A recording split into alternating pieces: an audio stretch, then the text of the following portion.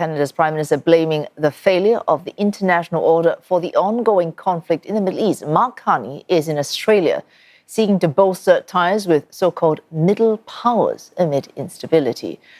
Maynard covers this story for CNA from Sydney.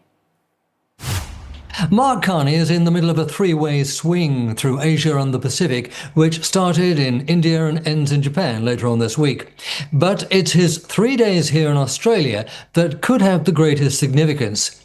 After the Canadian leader's remarks in Davos in January, calling for middle powers to act together to combat an increasingly disruptive world order, he is expected to make a landmark speech to the Australian Parliament on Thursday. Mr. Carney has made it clear that his government is focused on creating new partnerships in investment, defence, security, critical minerals and artificial intelligence with Australia. He's already said that Australia is a natural partner for Canada in these and many more areas. But it was a much wider global picture and the role of middle powers that he raised in a speech to Australia's Lowy Institute in Sydney on Wednesday, echoing sentiments he first expressed at the World Economic Forum. The world order, in our view, is undergoing a rupture. And the old norms of the rules-based international order are being erased, and that new system that will emerge ultimately is yet to be built.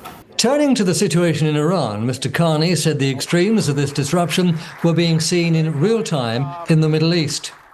To be clear, Canada, like Australia, has long seen Iran as the principal source of instability and terror in that region. Canada has long supported the imperative of neutralizing this grave global threat. The Canadian Prime Minister said the breakdown in the world order had been building with a series of crises. And this is where middle power nations had such an important role to play. Middle powers like Canada, and I would suggest Australia, should recognize that the rupture in the international system represents just that, what that word means, a clear break from the past. And we need to act decisively to secure our shared future.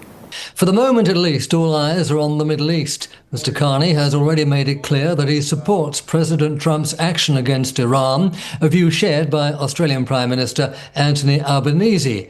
But a lot can change in a few days, which is why this week's meeting between these two middle power leaders in Canberra on Thursday is also being closely watched.